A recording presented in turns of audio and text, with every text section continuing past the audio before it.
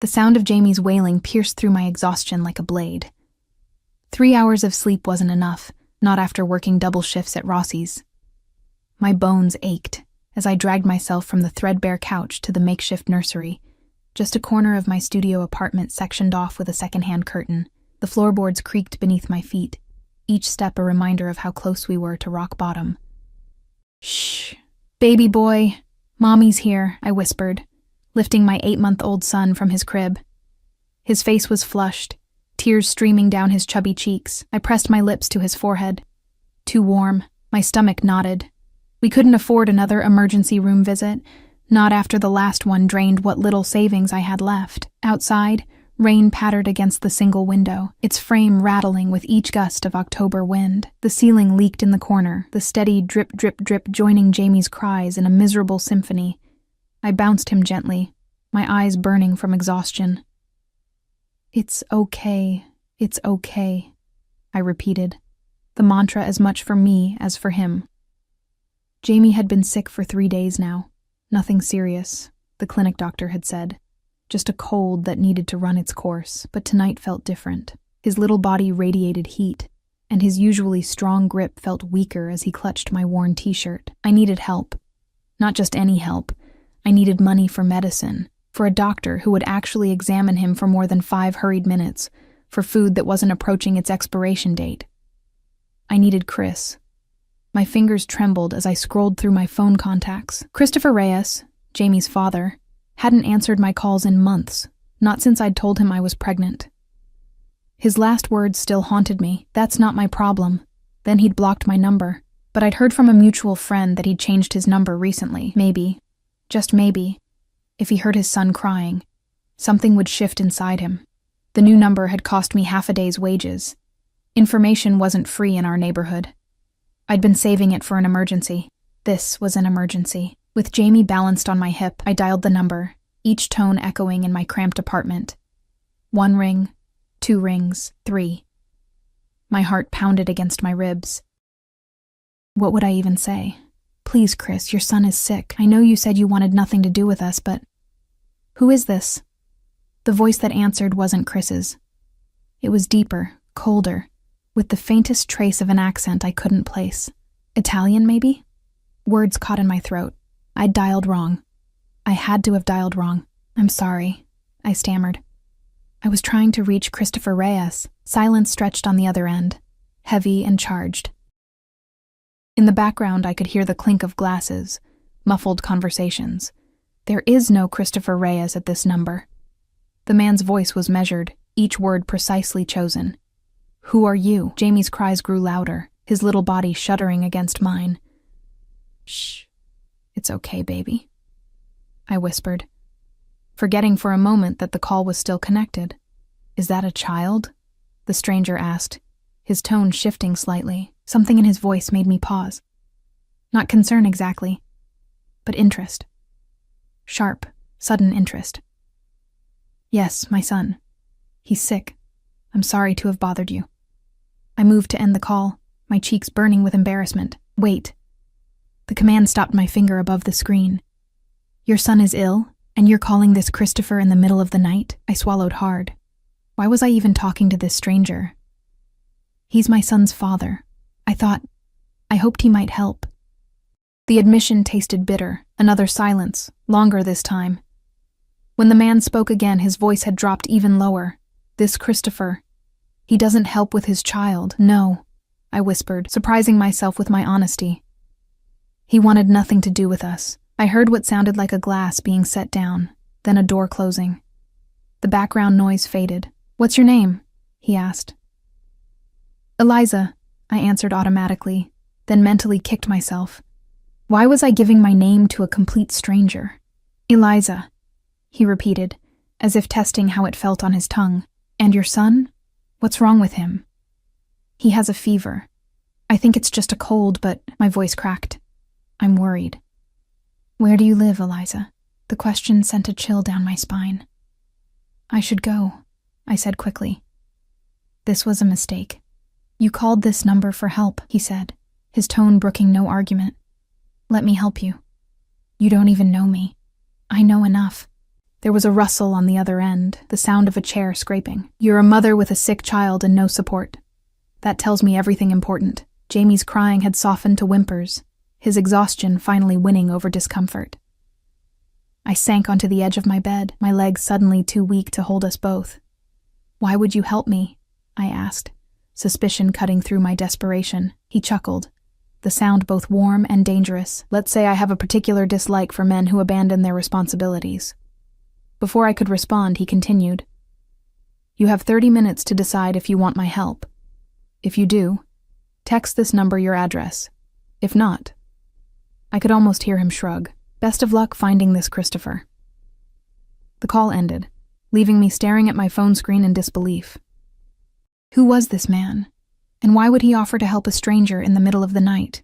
I laid Jamie back in his crib, his fever having granted him temporary relief through sleep. I pressed a cool washcloth to his forehead and watched his little chest rise and fall. What choice did I have? The medicine cabinet contained nothing but half a bottle of children's Tylenol and a box of Band-Aids. My bank account held $43.78, not enough for an urgent care visit if his fever spiked again. 29 minutes later, I sent the text. Just my address. No message. No plea. Either this stranger would help, or he wouldn't. I had nothing left to lose. I didn't expect a response. I certainly didn't expect what happened 17 minutes after I sent the text. 3 sharp knocks at my door made me jump. It wasn't the hesitant knock of a neighbor or the pounding of my landlord demanding this month's late rent. It was authoritative. Certain. Hard in my throat, I peered through the peephole. The hallway's dim light revealed a tall figure in a dark coat. Behind him stood another man, broader, his stance wide and alert, eyes constantly scanning the corridor. A driver or bodyguard, maybe, the kind of security that didn't belong in my rundown apartment building. I hesitated, my hand on the deadbolt. This was madness. I didn't know this man. What had desperation driven me to? "Eliza." His voice carried clearly through the thin door. "Open the door." Something in his tone made it impossible to refuse. I slid back the chain and turned the lock. The man who stood before me wasn't what I'd expected. I'm not sure what I had expected. Someone older, perhaps. Rougher. Instead, he was probably in his early 30s, with sharp features that seemed carved from marble. His eyes were dark, almost black in the shadowy hallway, and they took in everything. My disheveled appearance, the cramped apartment behind me, the visible exhaustion etched into my face. He wore a suit that probably cost more than 6 months of my rent. The fabric so fine it seemed to absorb the light rather than reflect it. No jewelry except a single gold signet ring and a watch that gleamed dully on his wrist. "You're Eliza," he said. Not a question, but a confirmation. I nodded, suddenly aware of how I must look. Hair piled in a messy bun, wearing sweatpants and a stained t-shirt, dark circles beneath my eyes. "And your son?" His gaze moved past me, searching the apartment. "Sleeping," I said, finding my voice. His fever broke a little while ago. He nodded once, then gestured to the man behind him. The bodyguard, there was no other word for him, handed over a sleek leather bag. "May I come in?" Again, not really a question. I stepped back, allowing him into my tiny world. He seemed too large for the space, too powerful, like a panther in a birdcage. His presence immediately transformed my apartment, making it seem smaller, shabbier. "My name is Antonio Ricci," he said, setting the bag on my kitchen counter. "This is medical supplies, and this..." He reached into his coat and produced an envelope. "Should cover any additional expenses." I stared at the envelope, unable to move. "I can't accept money from you." His lips curved into something that wasn't quite a smile. "You can, and you will. For your son." As if on cue, Jamie stirred, his weak cry floating from behind the curtain. Without thinking, I moved toward him, but Antonio was already striding across the room, his movements fluid and purposeful. "Wait," I started, alarmed at the thought of this stranger approaching my child, but something in his demeanor stopped me. There was no threat in his posture, just determination. He drew back the curtain carefully and looked down at Jamie. For a moment, something crossed his face. An emotion so raw and fleeting I couldn't identify it, before his features smoothed back into impassivity. "He needs a doctor," Antonio said, turning back to me. "Not just medicine." "I know that," I replied, a flash of defensiveness breaking through my fear. "I was going to take him to the clinic tomorrow." Antonio's expression hardened. "Not a clinic. A proper doctor." He pulled out his phone, his fingers moving swiftly across the screen. "My personal physician will be here in 20 minutes. At this hour? That's not necessary?" he finished, his eyes meeting mine with an intensity that made my protest die in my throat. "I decide what's necessary, Eliza." He spoke my name differently than anyone ever had before, giving weight to each syllable like it was something precious and rare. It sent a strange shiver down my spine. "Why are you doing this?" I asked, the question barely audible. Antonio moved closer, close enough that I could smell his cologne. Something subtle and expensive, sandalwood and amber. "I told you. I dislike men who abandon their responsibilities." His eyes darkened further. "This Christopher. He works for me. Or he did." The world seemed to tilt beneath my feet. "What?" "Christopher Reyes. He handled some deliveries for one of my businesses. Skimmed money he thought I wouldn't notice. Disappeared 3 weeks ago." His gaze dropped to Jamie, then back to me. "He never mentioned he had a son." Ice flooded my veins. The Chris I knew worked as a bartender at an upscale club downtown.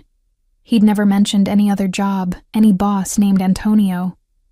But then, there were probably a lot of things Chris hadn't told me during our brief relationship. "I don't understand," I said, though a terrible understanding was beginning to dawn. "What kind of business do you run?" Antonio's smile was cold, nothing like the professional warmth he'd shown earlier. "The kind where loyalty matters above all else. The kind where family is sacred." He stepped closer, his presence overwhelming in the small space. "The kind where betrayal has consequences." In that moment, I realized exactly what I had invited into my home. The fine suit, the bodyguard, the easy way he dispensed money and commanded doctors in the middle of the night. The Italian name, the talk of loyalty and consequences. Antonio Ricci was connected, dangerously connected, and I had just told him where to find the man who had stolen from him. "I haven't seen or spoken to Chris in months," I said quickly, panic rising in my throat. "I don't know where he is. I believe you." His voice was surprisingly gentle. "But you tried to call him tonight, which means you had a number for him." I swallowed hard. "A friend said he changed his number. I paid for the information, but obviously it was wrong." "Not wrong," Antonio said, pulling out his own phone. "This was his new number, until I took it over after he departed." He showed me the screen, and sure enough, it displayed the same number I had called. Jamie cried out again, louder this time. Without thinking, I pushed past Antonio and gathered my son in my arms. His skin felt cooler, but his cries were weaker than usual. "It's okay, baby," I murmured, rocking him gently. "Help is coming." When I turned around, Antonio was watching us with an expression I couldn't decipher, something between fascination and possessiveness, as though we were rare specimens he'd discovered and now considered his. "He has your coloring," he observed. "Your eyes. Everyone says that," I replied automatically, continuing to sway with Jamie. "But nothing of his father. That's fortunate." There was no mistaking the contempt in his voice when he mentioned Chris. A sharp knock at the door made me flinch. Antonio nodded to his bodyguard, who opened it to reveal an older man carrying a medical bag. "Dr. Marino," Antonio greeted him. "Thank you for coming so quickly." The doctor glanced at me briefly before focusing on Jamie. "Let me see the child," he said, his voice accented but kind. What followed was the most thorough medical examination Jamie had ever received. Dr. Marino checked everything: ears, throat, chest, reflexes, all while asking me detailed questions about his symptoms and medical history. Antonio stood nearby, watching the proceedings with the intensity of a hawk. "Ear infection," Dr. Marino finally pronounced. Quite severe. He'll need antibiotics immediately. He reached into his bag and produced a bottle. Twice daily for 10 days. The fever should reduce within 24 hours. If not, call me. He handed me a card with his direct number.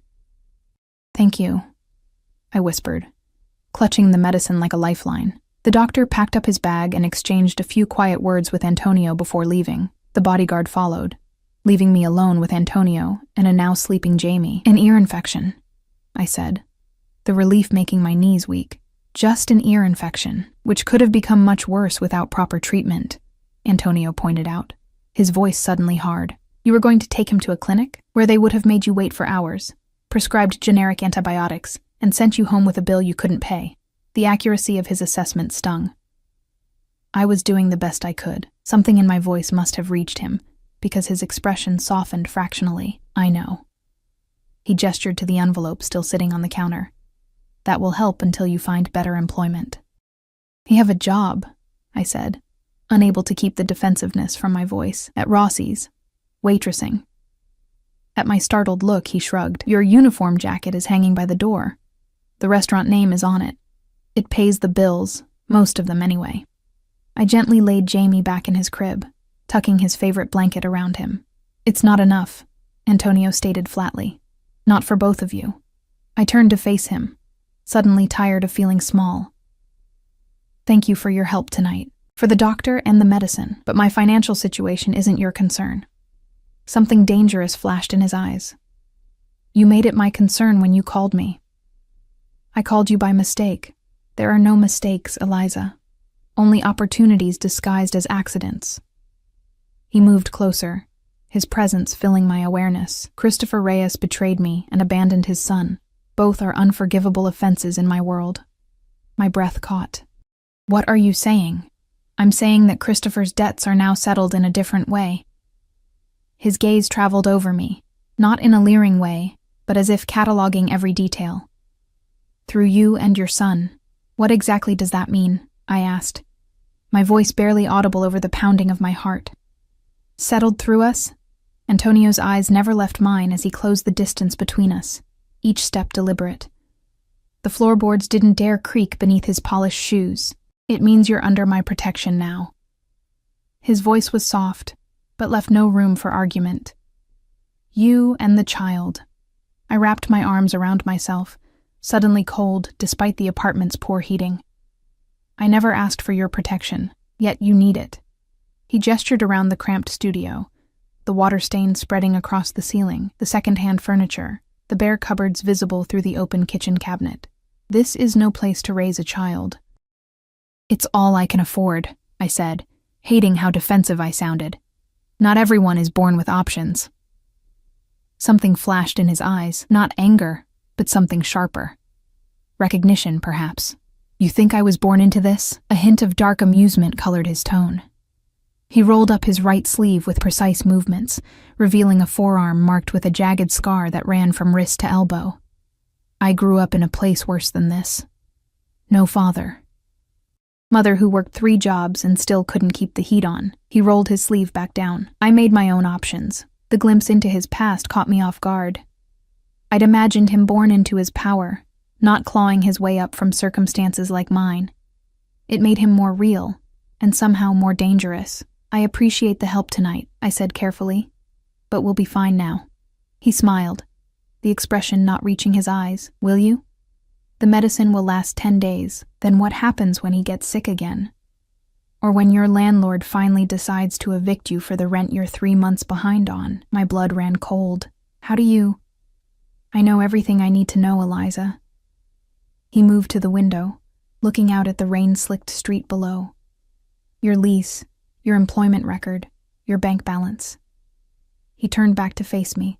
Christopher stole from me, betrayed my trust. By all rights, I should take everything of his in return. Fear flooded my veins. Jamie is not mine to take. He finished, his voice dangerously soft. Perhaps, but I'm not interested in taking. I'm interested in providing. I don't understand. Antonio reached into his jacket and produced another envelope, thicker than the first. An address, keys, and enough money to get you settled. I didn't reach for it. What is this? A new apartment. In a building I own. Safe neighborhood. Good schools nearby. He placed the envelope on the counter beside the first one. You'll move there tomorrow. It wasn't a suggestion. The realization that this stranger was rearranging my life without my consent sent a flash of anger through my exhaustion. You can't just decide where I live. I already have. His tone remained calm, reasonable even, which only fueled my indignation. Why? Why would you do this for people you don't even know? Antonio's gaze shifted to Jamie, sleeping peacefully now that his pain had been eased. The child is innocent. He deserves better than an absent father and a life of struggle. His eyes found mine again. And you deserve better than to be abandoned with his responsibilities. There was something he wasn't saying, something beneath his words that I couldn't quite grasp. What's the catch? I asked bluntly. People like you don't just hand out apartments and money without expecting something in return? His expression darkened, and for a moment, I regretted my boldness, but I held his gaze, refusing to be intimidated in my own home, meager as it was. People like me? He repeated, his accent more pronounced in his irritation. You have no idea what kind of man I am. I know enough, I countered, surprising myself with my courage. Your suit costs more than my rent. You have a driver who doubles as security. Doctors come when you call in the middle of the night. And you talk about Christopher like he's... I trailed off, unwilling to say the words aloud. Like he's what? Antonio prompted, moving closer again, his presence magnetic and intimidating at once. Like his life is in your hands, I whispered. Antonio's smile was chilling in its sincerity. Very perceptive, Eliza. Yes, I have certain businesses, interests that require loyalty and discretion. Christopher provided neither. He reached out, his fingers brushing a strand of hair from my face. I froze at the contact, too stunned to pull away, but that's not your concern. It is, if you're involving me and my son in whatever this is. I'm not involving you in anything except a better life. His hand dropped away. The apartment is yours, no strings attached. You'll continue your job at Rossi's if you wish, though I could find you something more suitable. Why would you do this? I asked again, unable to understand his motives. Antonio was silent for a long moment, his gaze traveling over the small apartment before returning to me. Let's just say I believe in paying debts, even those that aren't mine to pay. Before I could respond, Jamie stirred, whimpering softly. I moved to him automatically, checking his forehead. Cooler now, the medicine beginning to work. When was the last time you slept, Eliza? Antonio asked, watching as I soothed Jamie back to sleep. The question caught me off guard with its genuine concern. I don't know. Really slept? Probably before he got sick, he nodded, as if confirming something to himself. You need rest. I'll have someone come tomorrow at noon to help you pack and move. I haven't agreed to this, I protested, though with less conviction than before. The truth was, an apartment in a safe building, in a good school district. It was everything Jamie deserved. Everything I'd been unable to give him. You will, Antonio said simply. He moved toward the door, pausing with his hand on the knob. One more thing. I'll be checking in regularly to ensure you have everything you need. This isn't charity, Eliza. It's an investment. In what? I asked. His eyes, dark and unreadable, held mine. In potential. With that cryptic answer, he left, the door closing behind him with a decisive click. I stood frozen, staring at the space where he'd been, trying to process everything that had happened in the last hour. My phone buzzed on the counter, a text message from the same number I'd called earlier. Take the medicine now. Doctor said it works faster if you don't wait until morning. I looked over at the antibiotics, then at Jamie. Without hesitation, I measured out the dose and gently roused him enough to take it. As I laid him back down, my phone buzzed again. And Eliza? Get some sleep. Tomorrow will be a new beginning. I didn't reply, but I found myself looking at the 2 envelopes on the counter. Curiosity finally won out, and I opened the first one. Cash. More cash than I'd seen in one place, neatly bundled. The second envelope contained keys, an address in Riverside Heights, one of the city's most exclusive neighborhoods, and more cash. This was madness. I didn't know this man. He was clearly dangerous, clearly involved in things I wanted no part of. And yet, he'd helped my son when no one else would. He was offering us a chance at a life I could never provide on my own. Was I really considering this? My gaze drifted to Jamie, his breathing finally even and peaceful. For him, I'd do anything. Even accept help from a devil in an Italian suit. I collapsed onto the couch, exhaustion finally claiming me. My last coherent thought before sleep took hold was wondering what exactly Antonio Ricci saw when he looked at me, a responsibility, a charity case, or something else entirely. The morning brought sunlight streaming through the threadbare curtains and the realization that Jamie's fever had broken completely. He babbled happily in his crib as I checked him over, relief washing through me in dizzying waves. The events of the previous night seemed dreamlike in the harsh light of day. The mysterious phone call, the intimidating man in the expensive suit, the offers that seemed too good to be true. But the envelopes on the counter were real. The medicine bottle with Dr. Marino's name on the label was real, and the text messages on my phone were real. At precisely 11:45 a.m., a knock at my door announced the arrival of a woman named Sophia, who introduced herself as Mr. Ricci's personal assistant. She was impeccably dressed, with a no-nonsense demeanor that somehow put me at ease despite the strangeness of the situation. "Mr. Ricci mentioned you might be hesitant," she said, surveying my half-packed belongings. I'd started gathering our things more out of necessity than acceptance. If nothing else, I needed to be prepared for whatever happened next.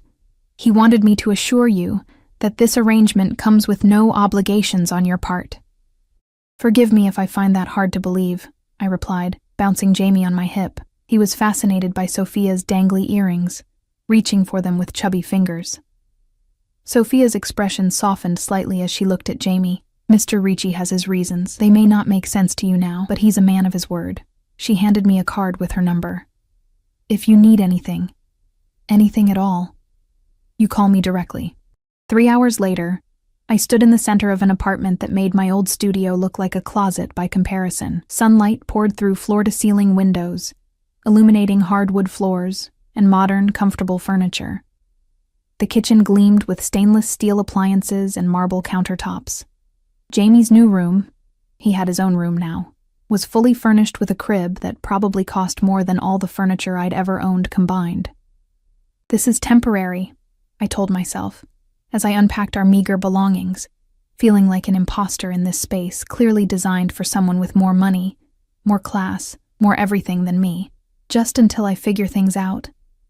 But as the day wore on, as I gave Jamie a bath in a tub bigger than my old kitchen, as I put him down for a nap in his new room with its perfect temperature and soothing nightlight, a treacherous feeling of relief crept over me.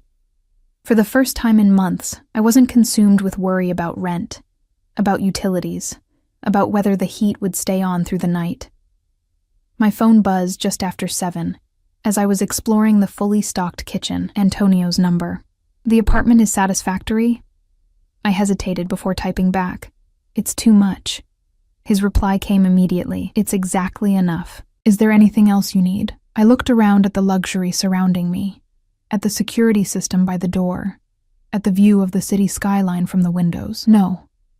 But I still don't understand why you're doing this." There was a longer pause before his response. "Some debts can only be repaid in unexpected ways. Are you working tomorrow?" The abrupt change of subject caught me off guard. "Yes, evening shift." "I'll have someone there at 5 to watch the child." Alarm shot through me. "That's not necessary. I have a babysitter." "Not anymore. My people are vetted, trained in first aid, and security conscious." I stared at the phone, indignation rising. "You can't just decide who watches my son." His next message was blunt. "I can when the alternative is leaving him with the 17-year-old daughter of your neighbor, who spends more time on her phone than watching your child." A chill ran down my spine. How did he know who my babysitter was? Had he been watching me before last night? The thought was unsettling. "I don't need a stranger watching my son," I typed back firmly. The response took nearly 5 minutes to arrive. "Elena is 52, raised 5 children of her own, and has worked for my family for 15 years. She's hardly a stranger to childcare. But if it makes you more comfortable, you can meet her tomorrow morning. She'll come at 10. It wasn't a request. I was beginning to understand that nothing Antonio said ever was. As if reading my thoughts, another text followed. This isn't negotiable, Eliza. Your son's safety is paramount. I put the phone down without responding, unsure whether to be grateful for his concern or terrified by his control. The line between protection and possession seemed dangerously thin. That night, as I lay in a bed more comfortable than any I'd ever slept in, listening to Jamie's soft breathing through the top-of-the-line baby monitor, I couldn't help but wonder what I'd gotten us into. I'd accepted help from a man who clearly operated outside the law, who commanded doctors and drivers and assistants with casual authority, who spoke of betrayal and consequences in the same breath as protection and provision. The next morning, Jamie woke me with his babbling, happier than I'd seen him in days. The antibiotics were working their magic, his ear infection retreating. As we settled into our morning routine in this unfamiliar luxury, I tried to ignore the gnawing anxiety about meeting this Elena person. At exactly 10 a.m., the doorbell chimed. When I opened the door, I found a woman with salt and pepper hair pulled into a neat bun, crow's feet around kind eyes that crinkled when she smiled. She wore simple dark pants and a cardigan, nothing like the intimidating presence I'd expected from someone in Antonio's employ. "You must be Eliza," she said, her Italian accent warm and melodic. "And this little one is Jamie?" She beamed at my son, who stared at her with wide-eyed curiosity from my hip. "Yes," I said cautiously. "You're Elena?" She nodded, producing a small stuffed elephant from her bag. "For the bambino," she explained, offering it to Jamie, who reached for it eagerly. Despite my reservations, there was something immediately trustworthy about Elena. She moved with the comfortable efficiency of someone who had indeed raised many children, and within minutes, she had Jamie giggling as she played peekaboo with him on the living room floor.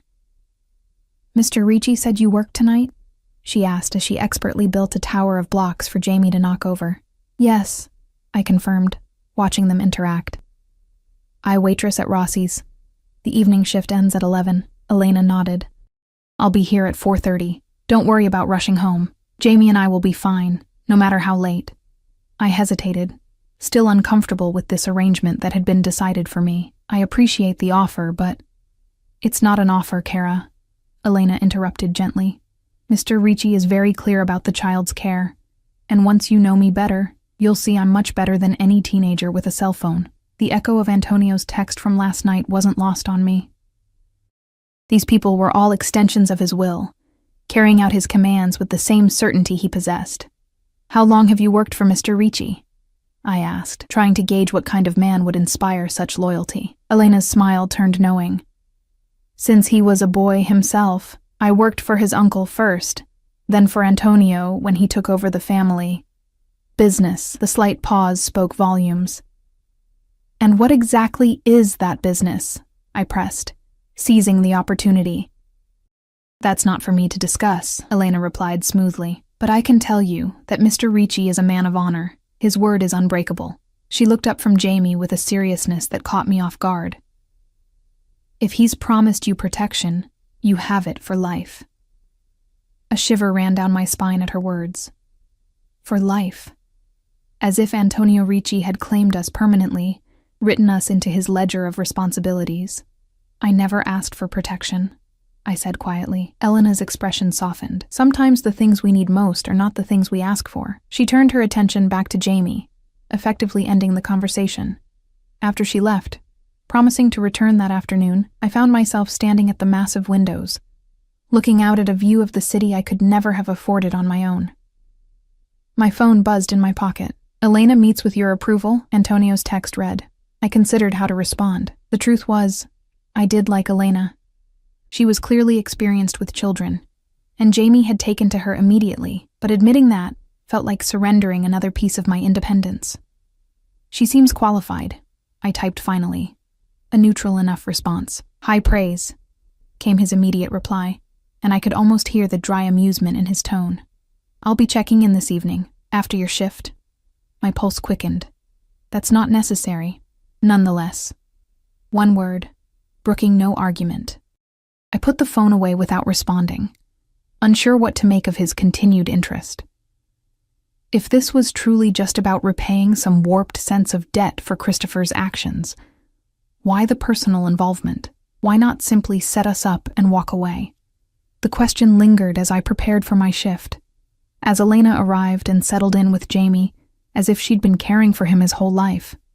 As I walked into Rossi's with a strange mix of emotions churning inside me. Rossi's was an upscale Italian restaurant in the theater district, popular with the pre-show crowd and business dinners. I'd been lucky to get hired without much experience, and even luckier that they allowed some flexibility with my schedule as a single mother. The pay was decent, especially with tips, but never enough to get ahead, just enough to keep from drowning. "You look different," Meg, another waitress, commented as we prepared for the dinner rush. "Less exhausted? Did you actually sleep last night?" I managed a smile. "Jamie's feeling better. And yes, I actually slept." I couldn't bring myself to mention the rest. The midnight doctor visit, the mysterious benefactor, the new apartment that felt like stepping into someone else's life. It sounded insane even in my own head. The evening rush kept me busy, the familiar routine of taking orders, delivering food, and checking on tables, a welcome distraction from the strangeness my life had become. Around 8, the maitre d' approached me with an unusual request. "Table 7 has asked for you specifically," he said, nodding toward a corner booth partially hidden by a decorative wine rack. "That's not my section," I replied, confused. I didn't have regular customers who requested me. "It is now," he said with a shrug. "VIP guest." With a sense of foreboding, I made my way to table 7. I knew who I'd find there before I even rounded the wine rack. Antonio Ricci sat alone, his dark suit impeccable, his posture relaxed yet commanding. He wasn't looking at a menu. He was watching the restaurant, observing everything with those penetrating eyes. When he saw me, his lips curved into the barest smile. "Eliza," he said, my name like smoke on his tongue. "Mr. Ricci," I replied, falling back on professional courtesy to mask my surprise. "I wasn't expecting to see you here." "Antonio," he corrected, gesturing to the chair across from him. "Sit for a moment." I glanced around nervously. "I'm working." "Your manager won't mind." His certainty made me wonder just how much influence he had, and where. Just for a minute. Against my better judgment, I slid into the seat opposite him. Up close, in the warm lighting of the restaurant, I could better appreciate the sharp lines of his face, the intensity in his dark eyes. "How are you settling in?" he asked, studying me with unnerving focus. "Fine," I said cautiously. "The apartment is very nice, thank you." He nodded, as if my gratitude was expected but unnecessary. "And Jamie? The medicine is working?" The genuine concern in his voice caught me off guard. "Yes. He's much better today. Elena is with him now. Good." He sipped from a glass of red wine. "Elena raised me after my mother died. There's no one I trust more with children." This casual revelation about his past surprised me. "I'm sorry about your mother." Something flashed in his eyes, an old pain, quickly contained. "It was a long time ago." He set down his glass. "You look uncomfortable, Eliza. Why?" His directness was disarming, because I don't understand what's happening. Why you're helping us. Why you're here now. Antonio leaned forward slightly, his gaze never leaving mine. "I told you. Christopher's debts needed to be paid, and you've paid them. More than paid them. So why are you still involved?" I pressed, needing to understand. He was quiet for a moment, considering me with an expression I couldn't read. Finally, he said, "When I heard your son crying over the phone that night, I was in a meeting with men who have forgotten what matters in this world. Men who would sacrifice anything, anyone, for power and profit." His voice hardened. "I was becoming one of them." I waited, sensing there was more. That cry reminded me of things I'd forgotten. Innocence. Vulnerability. His eyes darkened. Responsibility. "Jamie is not your responsibility," I said softly. "No," he agreed, "but once I involved myself, once I made the choice to help, you both became my concern." He leaned back, his expression shifting to something more controlled. "I protect what's mine, Eliza." A chill ran through me at his words. "We're not yours." The smile that curved his lips held no humor. "Everyone in my world belongs somewhere, to someone." Protection requires allegiance. I never agreed to that, I said, my voice stronger than I felt. You accepted my help, my apartment, my money. His tone wasn't accusatory, merely stating facts. In my world, that creates a bond. Before I could respond, he continued. I'm not asking for anything from you, Eliza. Just allowing me to ensure you and your son are taken care of. Why? I asked again, frustrated by his circular reasoning. Antonio's expression softened almost imperceptibly. Because it pleases me to do so. He glanced at his watch. You should get back to work. I've taken enough of your time. I stood, still unsatisfied with his answers, but aware of my manager watching from across the restaurant. Will you be ordering dinner? I already have. He smiled. Your Rossi's colleague Paolo knows what I prefer. Of course he did. Antonio Ricci clearly made it his business to know everyone and everything in his orbit, and somehow, Jamie and I had been pulled into that orbit. Whether I'd intended it or not, the rest of my shift passed in a blur. Antonio remained at his table, occasionally conducting quiet business with men who joined him briefly before disappearing again. He didn't summon me back, but I felt his eyes on me throughout the evening, tracking my movements as I served other tables. Just before 11, as I was finishing my last table, Paolo approached me with a heavy envelope. Your tips, he said with a wink. Good night for you. The envelope was thick, far too thick for the modest tips I'd earned.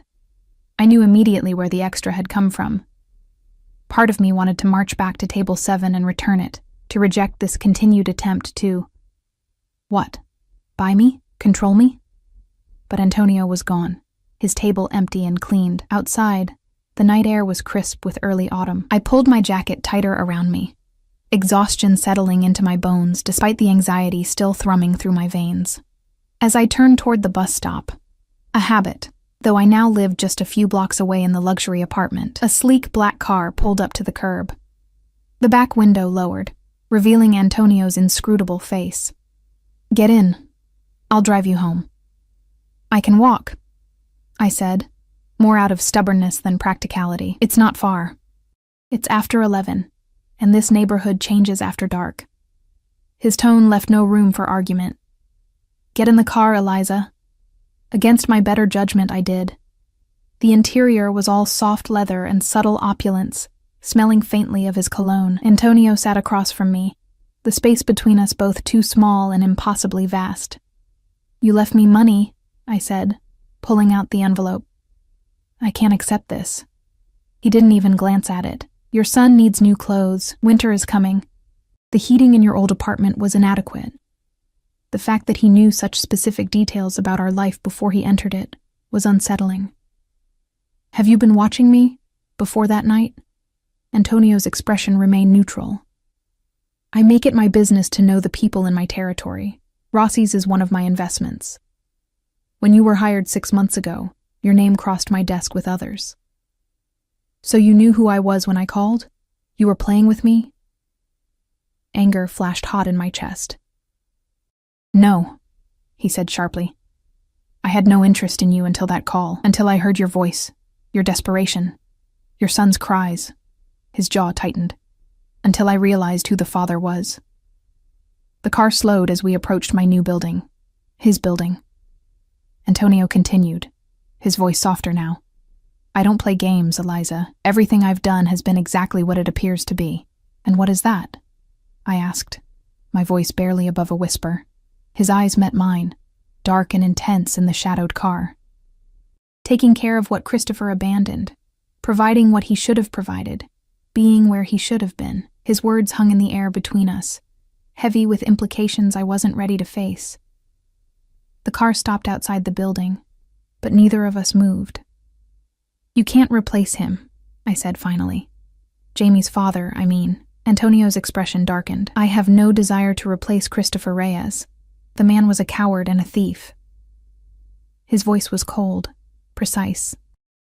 But a child needs stability, security, a future. He studied me with those penetrating eyes. And so does his mother. Before I could respond, he opened his door and stepped out, circling around to my side. The driver, The same broad-shouldered man who'd accompanied him to my old apartment remained stoically behind the wheel. Antonio extended his hand to help me out, a gesture so formal and old-fashioned it momentarily disarmed me. Hesitantly, I placed my hand in his. His fingers closed around mine, warm and strong, as he guided me from the car. The brief contact sent an unwelcome shiver up my arm. "Elena will stay until we arrive," he said as we entered the building's elegant lobby. The doorman nodded deferentially as we passed. "We?" I questioned, punching the elevator button. Antonio's lips curved slightly. "I'd like to see how Jamie is doing." The elevator ride to the 15th floor was silent, the space too small for his commanding presence. I found myself hyper-aware of every movement, every breath. When the doors opened, he gestured for me to exit first, then followed me down the hallway to his apartment. Elena opened the door before I could even reach for my keys. She smiled warmly, though I didn't miss the respectful nod she gave Antonio as we entered. "Jamie is sleeping soundly," she reported. "The fever is gone completely. We had a good evening." "Thank you, Elena," Antonio replied, his tone gentler than I'd heard him use with anyone else. "Go home to Marco. He's waited up for you, I'm sure." She smiled, collecting her things. "As always, Mr. Ricci. Good night, Eliza. I'll see you tomorrow." As Elena departed, Antonio moved through the apartment with the casual confidence of ownership, which of course he had. He shrugged off his suit jacket, draping it over a chair, and loosened his tie slightly. The gesture was strangely intimate, transforming him from intimidating Mafia boss to something more human. "May I see him?" he asked, nodding toward Jamie's room. I hesitated only briefly before leading him down the hallway. We entered quietly, the room bathed in the soft glow of the nightlight. Jamie lay on his back, arms flung wide, his breathing deep and even. He looked tiny in the large crib, surrounded by new blankets and stuffed animals that hadn't been there when we moved in. Antonio stood at the cribside, looking down at my son with an expression I couldn't decipher. Something between wonder and resolve, tenderness and determination. "He looks like you," he said softly. "Everyone says that," I replied, echoing our conversation from that first night. "It's a blessing." His voice hardened almost imperceptibly. "He'll grow up with nothing of his father in him." The conviction in his tone raised the hairs on the back of my neck. "You really hate Christopher, don't you?" Antonio turned from the crib, his eyes meeting mine in the dim light. "Hate requires emotional investment. What I feel for Christopher is simpler. He betrayed me, stole from me, and abandoned his child. In my world, any one of those offenses has consequences." I swallowed hard, afraid to ask what those consequences might be, afraid I already knew. We retreated to the living room, leaving Jamie to his peaceful sleep. Antonio moved to the kitchen, opening cabinets with familiar ease until he found what he was looking for. An expensive bottle of scotch I certainly hadn't purchased. "Drink?" he offered, pouring himself a glass. I shook my head. "I don't need alcohol to have this conversation." A hint of a smile touched his lips. "Which conversation is that?" "The one where you finally tell me what you really want from me." I gathered my courage, facing him directly. "No more vague talk about protection or debts or responsibility. Why are you really doing all this?" Antonio took his time answering, sipping his scotch as he considered me with those penetrating eyes. Finally, he set down his glass. "When I was a boy," he began, his voice taking on a quality I hadn't heard before. "My father left us. Not by choice. He was killed in a dispute with a rival family. My mother worked herself to death trying to provide for me. I was 10 when Elena took me in, brought me to my uncle's house. He moved to the window, looking out at the city lights. I promised myself that when I had power, I would never allow a child in my care to suffer as I had. He turned back to me, his expression unreadable. When I heard your son crying, when I realized who his father was and what had happened, it became personal. Christopher was mine, my employee, my responsibility. His child became my responsibility by extension. Jamie is my responsibility, I countered. Mine alone.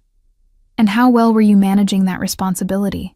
He asked, his tone not unkind but brutally direct. In an apartment with black mold in the bathroom, working double shifts and still unable to pay rent, unable to afford proper medical care when he fell ill, each word hit like a physical blow because they contained uncomfortable truths. I had been drowning, barely keeping Jamie's head above water. The guilt and shame of my failure burned in my chest. I was doing my best, I whispered. Antonio's expression softened. I know you were. He moved closer, closing the distance between us, but now you don't have to do it alone. Why should you care? I asked, my voice breaking slightly. Why us? There are thousands of single mothers struggling in this city, but only one whose child's father betrayed me. He reached out, his fingers brushing my cheek in a touch so unexpected I froze. Only one who called me that night, who trusted a stranger to help her son when no one else would. I should have stepped back. I should have maintained the distance between us. But something in his gaze held me there. Something beyond the power and danger he wore like a second skin. What happens now? I asked, my voice barely audible. His hand dropped away. Now you continue living your life, working at Rossi's if you wish, or somewhere else if you prefer, raising your son in safety and comfort. And I continue ensuring that safety. For how long? For as long as necessary. His expression turned serious. There's something you should know, Eliza. Christopher didn't just disappear. He's being hunted. Not just by me, but by others he crossed. People far less restrained than I am. Fear clutched at my heart. Are Jamie and I in danger? Not while you're under my protection. The certainty in his voice was both reassuring and terrifying. But yes, potentially. Christopher stole more than money. He took information, documents that could damage certain business arrangements. I haven't heard from him in months, I said quickly. He doesn't even know where we live. I believe you, Antonio replied. But others might not be so trusting, which is why you need to stay close to me, to accept my help without question. The realization hit me with dizzying clarity. This wasn't just about some warped sense of responsibility or atonement. This was about using us as bait, as leverage. You think he'll come back for us, I said, the words bitter on my tongue. You think you can use us to get to him. Something dangerous flashed in Antonio's eyes. If that were my intention, I would have left you in that squalid apartment as easy targets. I brought you here, to one of the most secure buildings in the city, with my own people watching over you. He stepped closer, his presence overwhelming. I'm not using you as bait, Eliza. I'm keeping you safe from those who might. I wanted to believe him.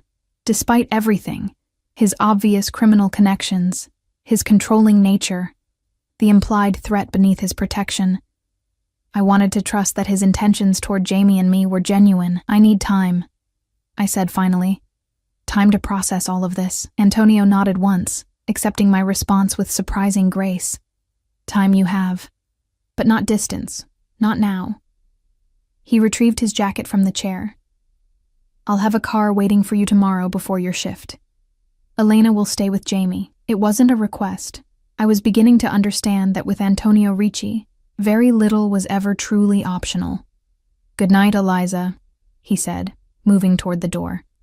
He paused, turning back with an expression I couldn't read. Lock the door behind me.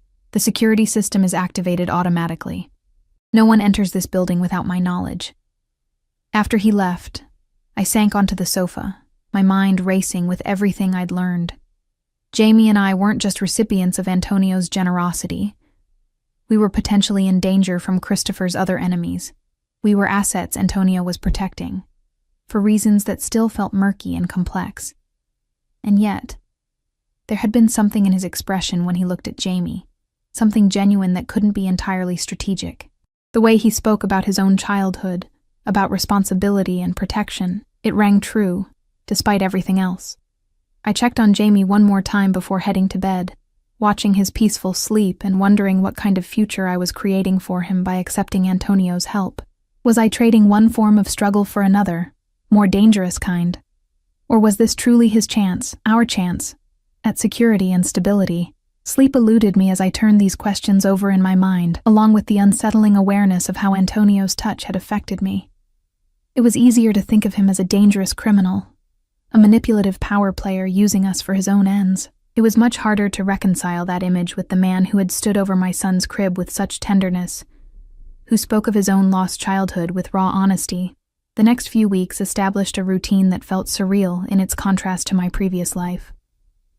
Each morning, I woke to luxury I was slowly becoming accustomed to. Elena arrived like clockwork to care for Jamie when I worked. A sleek, black car appeared before each shift and waited after to bring me home, though Antonio himself rarely accompanied it. He checked in regularly, sometimes in person, but more often through texts or calls. His questions were always the same. Did we need anything? Was Jamie well? Was I comfortable? He never pushed for more, never made explicit demands. And yet, I felt his presence in every aspect of our new life. Jamie flourished in the stable environment, growing stronger and more animated by the day. His ear infection cleared completely, and the regular nutritious meals Elena prepared helped him gain healthy weight. He smiled more, slept better, thrived in ways that both delighted me and reinforced the harsh reality that I hadn't been able to provide this for him on my own. One evening, returning from a shift at Rossi's, I found Antonio in the apartment, sitting on the floor of the living room, while Jamie demonstrated his newfound crawling skills. The sight was so unexpected, so domestic, that I froze in the doorway. Antonio looked up, and something in his expression, a brief, unguarded warmth, made my heart stutter. "He's determined," Antonio remarked, as Jamie pulled himself up on the coffee table, wobbling but triumphant. "Strong-willed. Like his mother," Elena commented from the kitchen doorway, giving me a knowing look that made heat rush to my cheeks.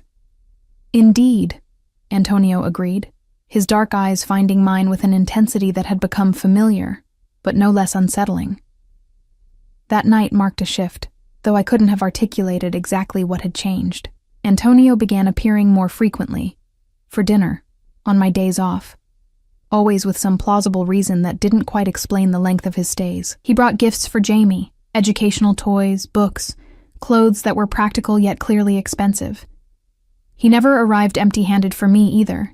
Sometimes flowers, sometimes books he thought I might enjoy, once a delicate gold bracelet I initially refused, but later found myself wearing anyway. We were falling into a pattern that felt dangerously like family, and I wasn't sure how to feel about it.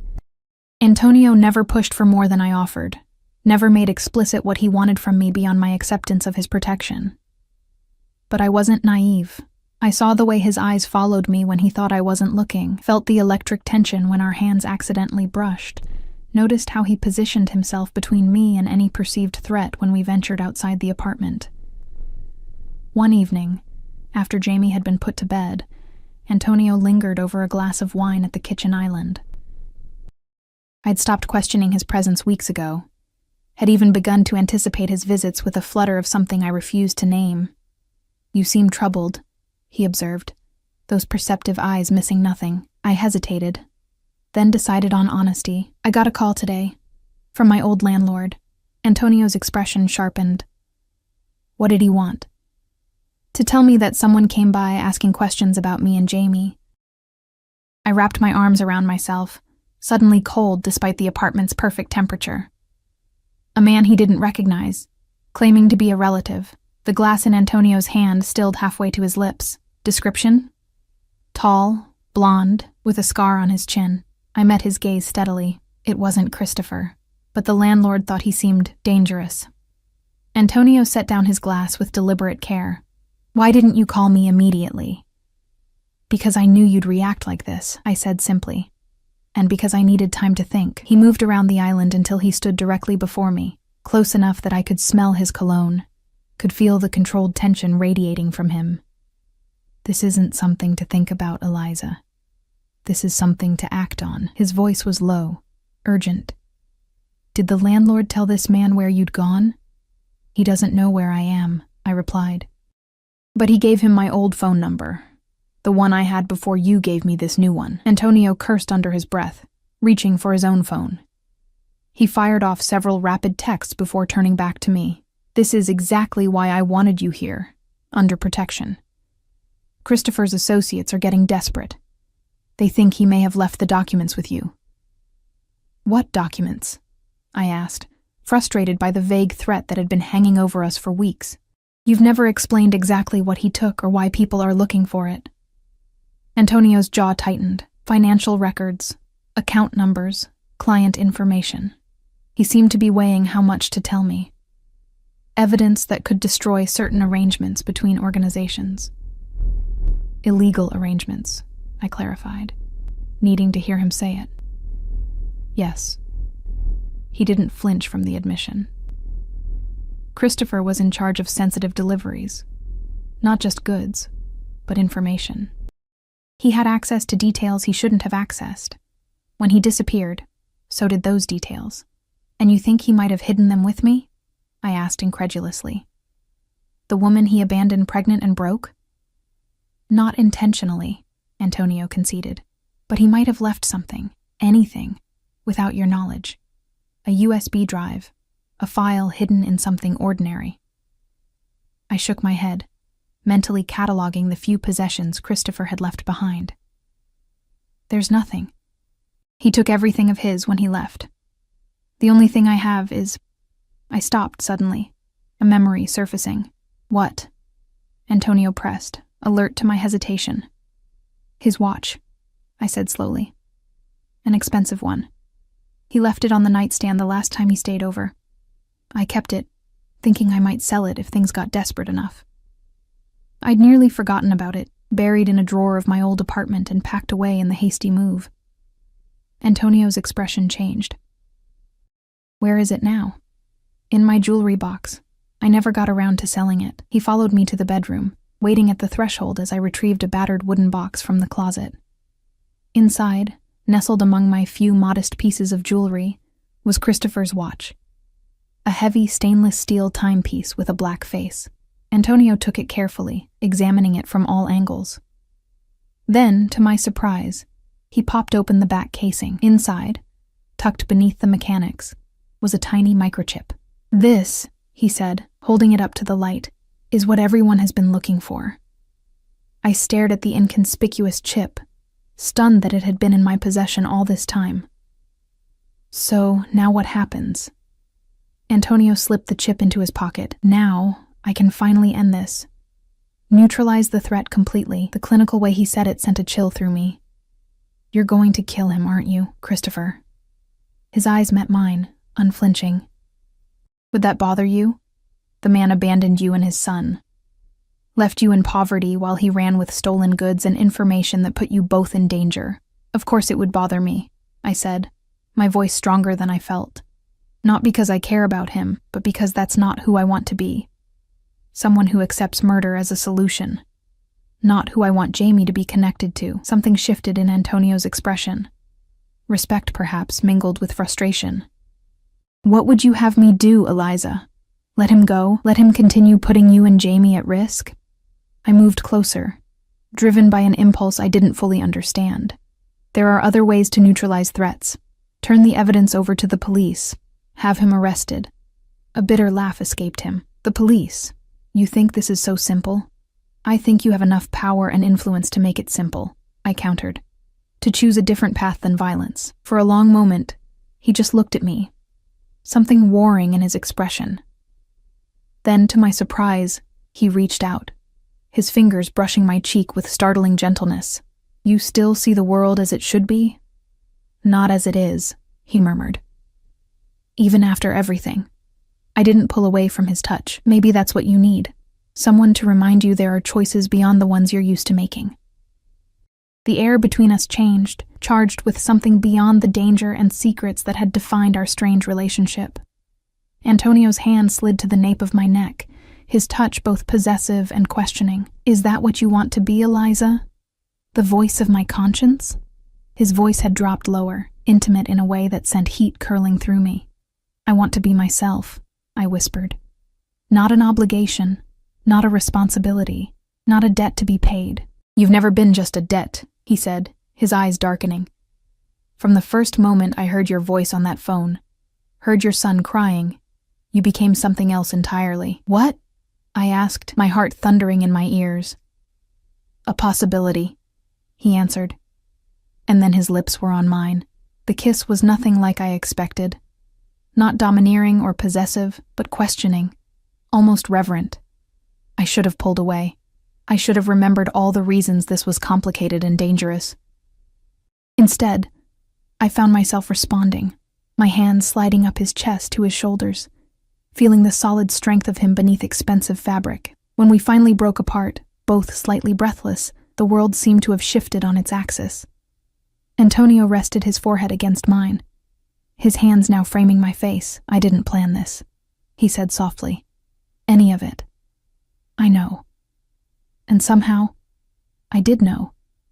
Whatever game he might have been playing initially had evolved into something neither of us had anticipated. He drew back slightly, his expression serious. "I'll handle Christopher my way, but he won't be harmed. You have my word." His thumb traced my lower lip. "For you and Jamie, I can try to be a better man than my position usually allows." It wasn't a perfect promise, but it was honest. And honesty was something I'd come to value from him, even when the truth was complex and shadowed. "I don't expect you to change who you are," I said carefully. "Just to remember there are lines even you don't have to cross." His smile held a hint of sadness. "You have more faith in me than I deserve." "Maybe," I acknowledged. "Or maybe I see something in you that your world doesn't allow you to show very often." The moment was broken by Jamie's cry from the nursery, a familiar sound that now carried different meaning. Antonio stepped back, allowing me space. "Go to him," he said. "We'll talk more tomorrow." After he left, I sat in the rocking chair in Jamie's room, long after my son had fallen back asleep, turning over everything that had happened. The found microchip, the kiss, the promises made, all of it felt like crossing a threshold I could never return from. Yet, strangely, I felt more at peace than I had in months. There was clarity in finally acknowledging what had been building between Antonio and me, in bringing our unspoken connection into the open. Whatever came next, at least it would be honest. 3 days later, I woke to breaking news on every channel. A major corruption bust involving several city officials, business leaders, and organized crime figures. The operation had apparently been months in the planning, triggered by an anonymous tip and crucial evidence provided by a confidential informant. Christopher Reyes was named as the informant, having turned himself in with a plea deal that granted him immunity in exchange for testimony. The report mentioned he had been in protective custody for several weeks, working with federal authorities. My phone rang as I stared at the television in shock. "You've seen the news?" Antonio said without preamble when I answered. "Yes," I replied, still processing. "Did you?" "I gave him a choice," Antonio said, his voice neutral. "Face my justice or turn state's evidence." He chose the latter, surprisingly intelligent for once in his miserable life. There was a pause. "He'll be relocated after the trials. Witness protection. He won't trouble you or Jamie again. You kept your word," I said softly, still hardly believing it. "I told you, Eliza. For you, I can be better than my nature." I closed my eyes, relief washing through me. "Where are you? Are you safe?" The implications of the bust weren't lost on me. Antonio's name hadn't been mentioned in the reports, but his associates, his world, was clearly implicated. "I'm insulated," he replied. "My legitimate businesses were kept separate from the operations that are being dismantled. It will require adjustments to certain arrangements, but nothing I can't manage." There was a hesitation in his voice I hadn't heard before. "The question is, now that this chapter is closed, what happens with us?" It was the first time he'd acknowledged that there was an us to consider, that what existed between us had become something defined enough to question. "I don't know," I answered honestly. "This isn't a normal beginning. None of this has been normal." "No," he agreed. "But perhaps that's fitting. Neither of us is particularly conventional." I could hear the smile in his voice. "Will you come over tonight?" I asked. "After Jamie's asleep, we can talk about what happens next." "I'll be there," he promised.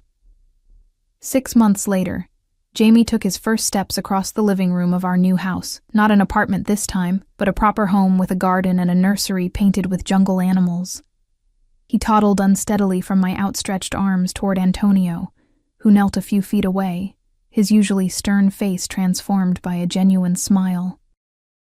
"That's it, Campione," Antonio encouraged as Jamie reached him, tiny hands gripping his shoulders in triumph.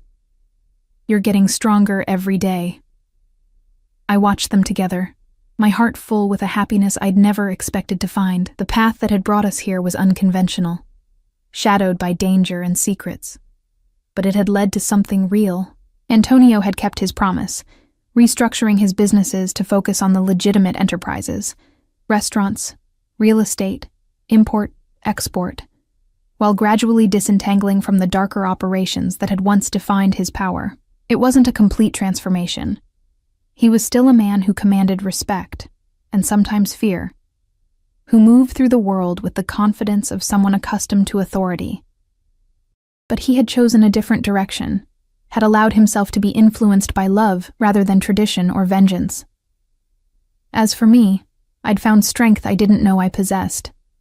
The courage to accept help without surrendering my identity, to love a complicated man without excusing his flaws, to build a family unlike any I'd imagined, but exactly what Jamie and I needed. "What are you thinking about?" Antonio asked, looking up at me as Jamie abandoned his new walking skills in favor of crawling toward his toys. "About wrong numbers and midnight calls," I said, smiling. "About how sometimes the biggest mistakes lead to the truest paths." He rose and crossed to me, drawing me into his arms with the gentle possessiveness that had become familiar and cherished. "Not mistakes," he corrected, echoing words from that first night. "Opportunities disguised as accidents." As his lips met mine, Jamie's happy babbling providing the soundtrack to our embrace, I silently thanked whatever twist of fate had led me to dial that wrong number on a desperate night. Sometimes salvation comes from the most unexpected sources, and sometimes family is found rather than born into. And sometimes a single mother's accidental call to a Mafia boss becomes the beginning of a love story neither of them saw coming, but both were destined to find.